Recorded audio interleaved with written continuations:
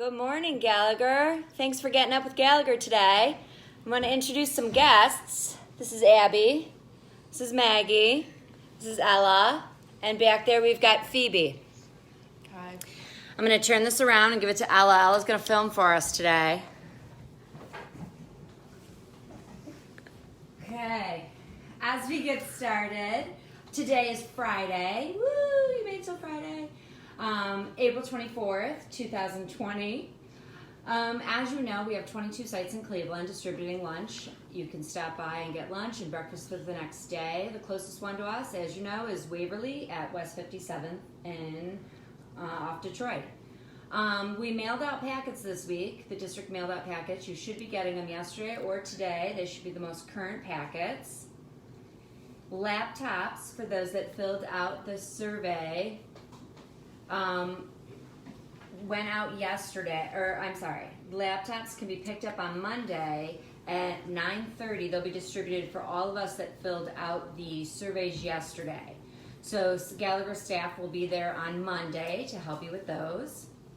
Did you know that CMSD is on TV every day from 9 to 10 a.m. with lessons?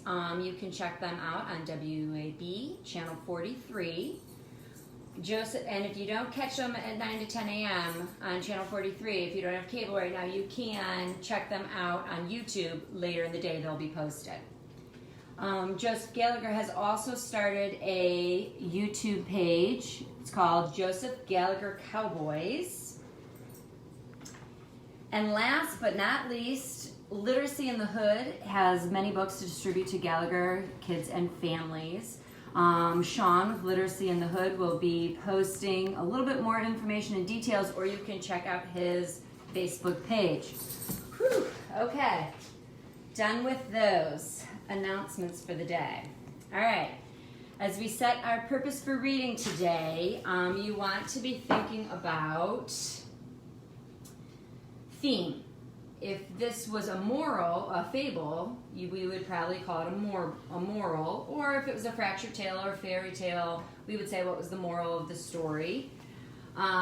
If it was a biography, we would probably be listening for the central theme of that person's life. In other texts or selection, we've also called it the life lesson, the central message, and I already said central theme. So as you listen to this book today, be listening for what you think the theme of the text is.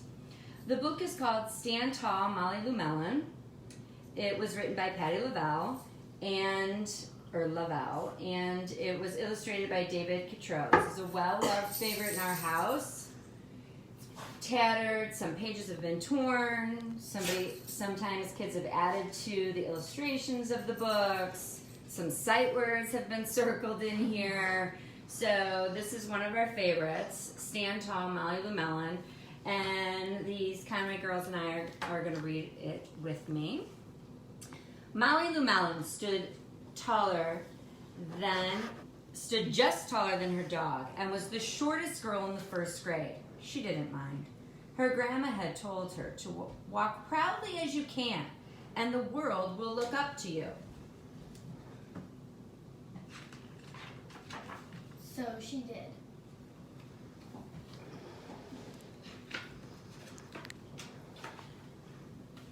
Molly Lou Mellon had buck teeth that stuck out so far she could stack pennies on them.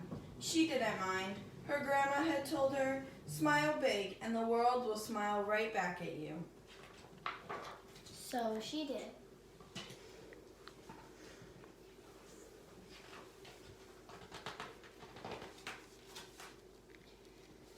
Molly Lou Mellon had a voice that sounded like a bullfrog being squeezed by a boa constrictor. She didn't mind. Her grandmother had told her, "Sing out loud and clear and strong, and the world will cry tears of joy." So she did.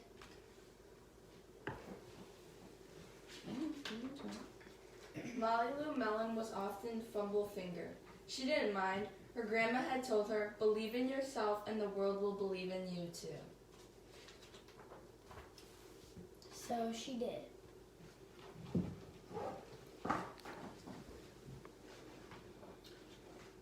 Fumble-fingered. I could tell by those illustrations that means pretty clumsy. Then Molly Lou Mellon moved to a new town. She had to say goodbye to her grandma and all of her friends.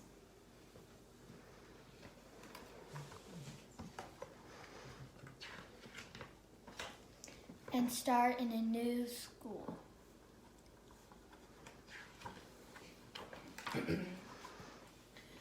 On the first day of school, Ronald Durkin called her Shrimpo in gym class. When the game started, Molly Lou Mellon caught the football, ran under the legs of Ronald Durkin, and scored a touchdown. All the children thought, wow, she's good. And Ronald Durkin felt very foolish.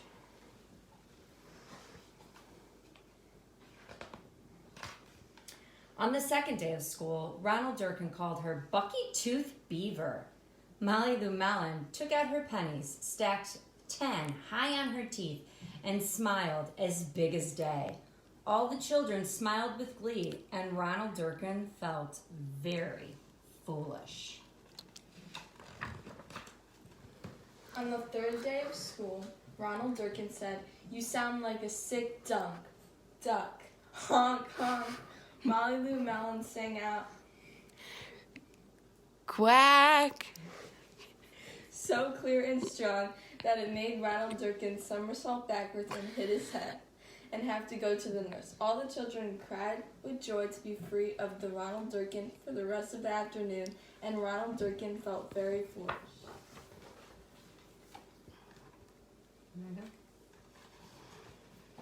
On the fourth day of school, Ronald Durkin said that she'd made the snowflake all wrong. But Molly Lou Mellon opened up her paper and revealed the most beautiful snowflake of all. All the children oohed and awed, even Ronald.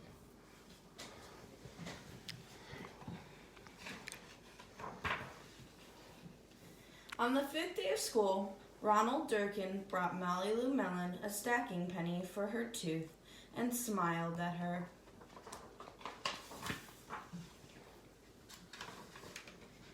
That night, Molly Lou Mellon took out a pencil and paper and wrote a letter to her grandma.